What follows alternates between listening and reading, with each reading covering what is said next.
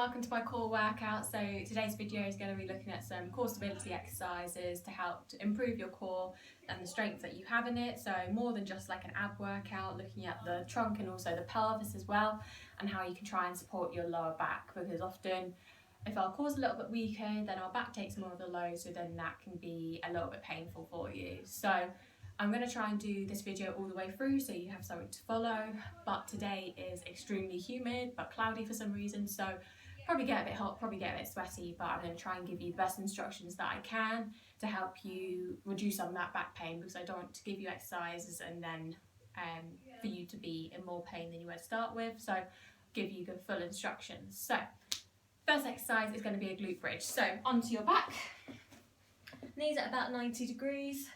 So we want to have a nice flat back to the ground, so pushing that back into the ground, and by doing this we can rotate our hips back.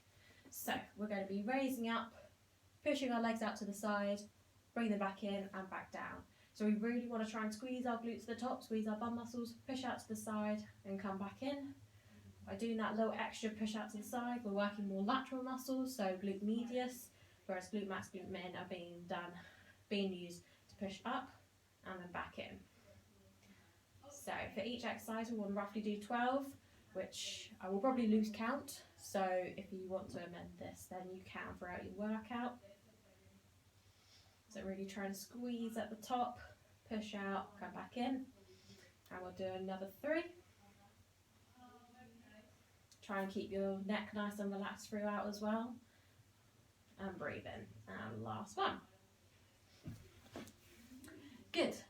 Next one's the bird and the dog. So this is going to be more stability, so it's going to be working a little bit slower. So on all fours. So equal hand through your knees and also your feet, through your hands and through your knees.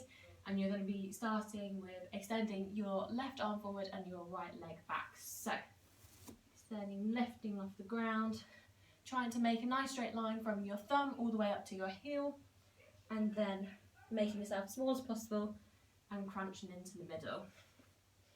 So this isn't a quick movement, so it's working your core in a different way because you're having to do a bit more movement, working on your balance, and by working slower it just works it in a different way. So nice and straight, curling, and nice and straight again. So another 5, 4, 3, 2, and 1. And then we swap to the other side. So left leg goes back, right arm goes forward, and we're crunching in the middle.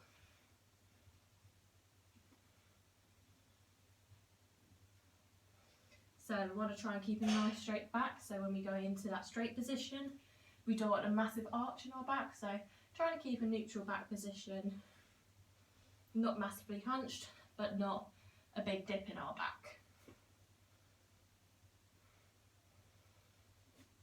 So again, equal weight between our knee and our hand to make sure our core is working properly. And 4, 3, 2, and 1.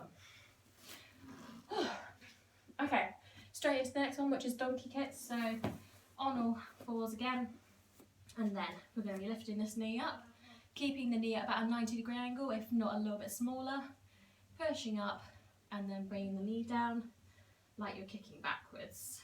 So we want to try and keep our pelvis, so our hips as level as possible, so when we go up it's all coming from our glutes rather than rotating round. So all the way up and then back down.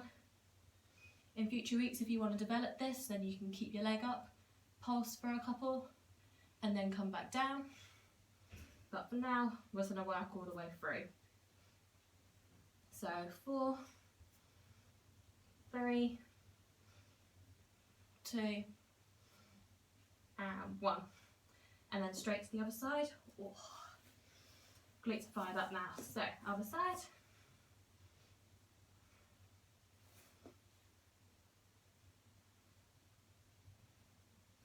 So if you want to set up your phone just to make sure you're doing this in the right way, or you can do this in front of a mirror or a reflection in your TV, just to make sure you are keeping your knee bent, not letting it extend too much because then that becomes more hamstrings, keeping the knee bent and pushing all the way up, and to make sure that your back's in a good position as well.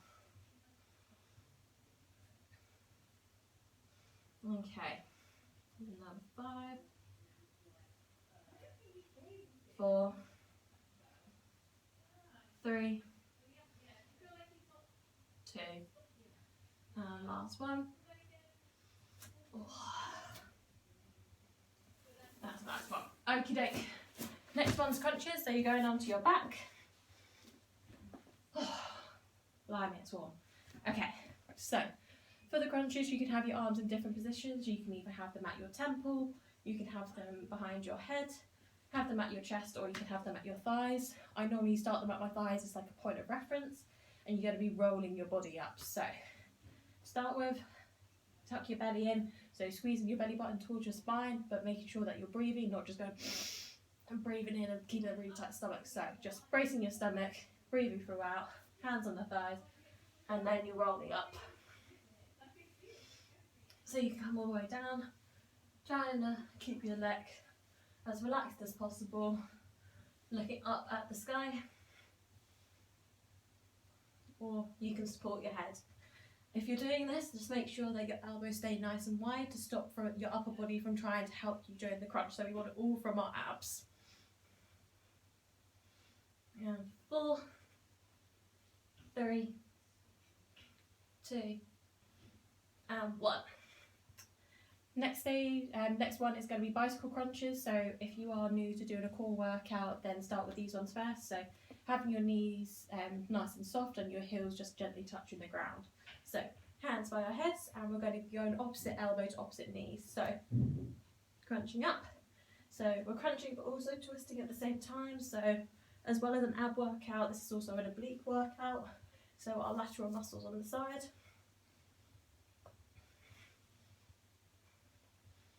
So we do 12 in this one, and then the people that want to do the more advanced one, then we'll do 12 on the other side. So we want to make sure our elbow meets the knee, but make sure that the elbows are going just as far as the knee, so we don't want to be coming all the way here and not getting a proper crunch. So all the way up. Breathing in on the way up, breathing out on the way down. So 2 on each side. Something more advanced for this is basically having your legs up. So if we have our legs elevated, then we'll go for 12. Again, alternating arms and twisting. 8, 9, 10, 11, 12. Oh. Oh. If you're getting a bit tight in your stomach, then just give it a little rub, just make it feel a bit better. Oh, that's tough. Okay, next one is the planks. So you can either do this with straight arms or on your elbows. I'm going to be doing it on my elbows just because I feel like that engages my abs more. Okay, so to make sure that we are getting in the right position, I'm going to show you what people tend to do. So when they start doing planks and they think that they're doing it for a really long time, it's normally because they're like this. So they're not in a plank position, they can't fully engage their abs, and it's not a very effective workout. Or people don't know how to engage their abs properly, and then they end up going too low and have an arched back. By arching your back, you can't engage your abs properly because they're longer, and then also it puts a lot of pressure on your lower back, which is why people don't like to do planks, although they're such a good core workout exercise. So to combat this, you want to try and tuck your tailbone underneath you. So into position, and then from here you want to tuck your bum underneath you, so your tailbone, and then extend your legs out. I grab my timer, and we're going to be doing 30 seconds starting now. So it's literally just going to be holding this position, trying to stay relaxed as possible. If we soften our knees a little bit, you find it will be a bit harder on your abs. Some people like to just close their eyes and focus on something else while they're doing this. And we've got 10 more seconds. 3, 2, 1. Oh. So start off with 30 seconds. If that's too easy for you, you can add more sets of 30, or you can start adding, progressing up that way. Oh. One. So next exercise is going to be a side plank. So if you're new to doing side planks, you can either go from your knees, or if you want something a bit harder, then you can go from your feet. So nice straight line all the way down, and you can raise up like this. So making sure this bit stays nice and tight, and you raise it up above the ground. If you want something a bit harder, then have nice straight legs. You can either have one foot in front of the other and raise up like this, or one foot on top. So let's start 30 seconds. So with this, we want to keep a nice straight line. So straight line all the way down, and also a straight line here as well. As a point of reference, I normally like to have my hand up in the air, just because it makes this line nice and straight, and it stops me from looking down and also falling into my position. So nice straight arm, nice slow deep breaths, and keeping your hip nice and high. 5 more seconds. 3, 2, 1. Excellent. Now we've got to repeat on the other side.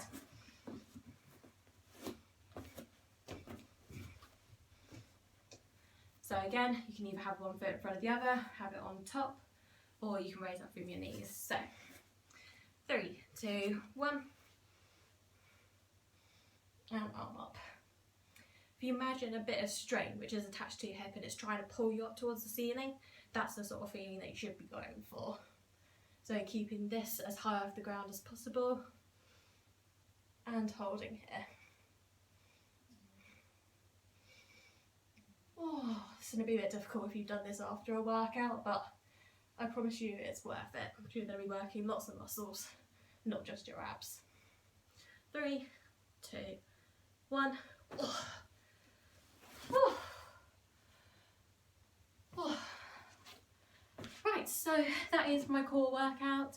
I hope that you enjoyed it. So if you have any questions or anything like that, then use the comment bar below to ask me any. So you want to be aiming for about 12 reps for each one, and then holding the planks for 30 seconds. Hold the planks for 30 seconds. You can always just do this at an end of a workout, because it's roughly about 10 minutes, I believe. So you could do it at the end of like doing a leg or an arm workout, an upper body workout, after a run, just to add it into your routine, just to make sure that our core is engaged, because it's the middle of our body and everything else expands out from that. So it also helps transfer force through our body, so we need to make sure that it's supporting our back, supporting our body through our sport and exercise. So if you like this video, please like it, and if you want other people to find my videos, then please share it.